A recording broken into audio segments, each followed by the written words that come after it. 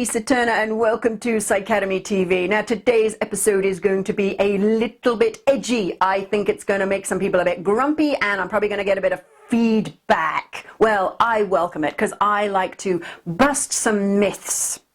So today I'm going to be talking about spirituality and money and why, as a spiritual entrepreneur, a faithful entrepreneur, somebody who is out there to try and make a difference in the world, why you need to make your peace with money. Why you need to get over your phobia of money and of having money. Now, I'm going to explain why it doesn't make any sense from a spiritual perspective, and I'm also going to explain my thoughts on what happens when spiritual people deny themselves money. So let's look at it from a spiritual perspective, first of all. Most spiritual teachings, philosophies have somewhere in their belief system or their idea system the notion, the concept that spiritual evolution, that spiritual ascension is really all about becoming one with everything, being beyond judgment, being at one with the whole world, the whole universe, except money, apparently. Now that doesn't make any sense. How can you be at one with the whole universe but say, oh, what money, that's not okay because that comes from ego? Well, no, it's just a process, a system that we use to create exchange. We only use money because it's easier to fold than chickens, right? Imagine carrying around 16 chickens in your pocket every time you wanted to, get when the plumber came to fix your central heating. Just doesn't make any sense that we should be rejecting money because it's ego-based, but everything else we need to become at one with. So from a spiritual perspective, there's that. Now, then there's this other notion that, what happens if all the spiritual people in the world say, well, I'm spiritual, connected to source, and so I'm going to deny myself money. I'm going to reject money because that's ego-based, and I'm going to be okay with being poor because I'm just going to experience the abundance of the universe without actually having any money. I don't honestly know how you could experience that, but here's what happens.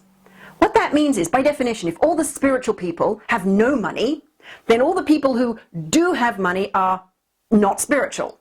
And by not spiritual, they might be greedy, truly ego-driven, and probably, maybe, dare I say it, not doing stuff that's in everyone's highest good. I was going to say bad, nasty people, but just doing bad, nasty things because they're doing it for the money and they don't really care about other people, because if they were spiritual, they would be compassionate and care about other people. So you've got all the compassionate, loving people being broke, not being able to help people, and then you've got all the rich people who are not spiritual, kind of being in power over the spiritual people. Do you see how this would happen? Now, like it or not, and I know a lot of people won't agree with me when I say this, like it or not, money gives you power.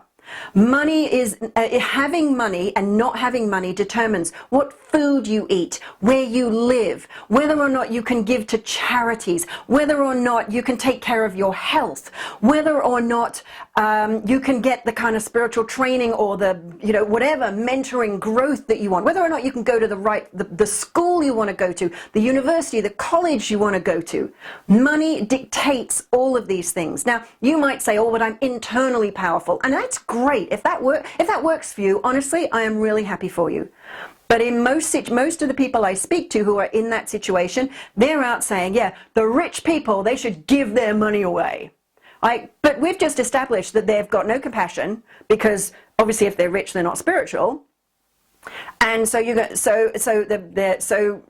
that going to happen? How are we going to persuade the rich people who have got no compassion to give their money away? Because really the only way you could do that is through tapping into their emotional compassion, right? Or forcing them to. Now the only way you could force them to is if you had power to tax them, but guess what? You haven't got any power or influence over what happens in the world if you're completely broke. Now, I know a lot of people won't agree with this, but here's my invitation to you. Just try it as an experiment. I'm not saying, I'm definitely not saying be greedy or, not do things in people's highest good, that's in the world's highest good. But just go for this karmically balanced exchange. Make your peace with money. Be okay about having money. Just accept, well, it's part of the God or source's creation. Why would God have created this thing that's so evil and so ego-driven? Yeah, why would that have happened? I think it's just a tool. So make your peace. Release that phobia of money. Because when you do, you can step out into the world, you can step into your power, you can make a difference, you can make better choices for yourself, better choices for your family, better choices for your business, and better choices for the planet. So that's my invitation. Go step into your power, make your peace with money. Bye for now.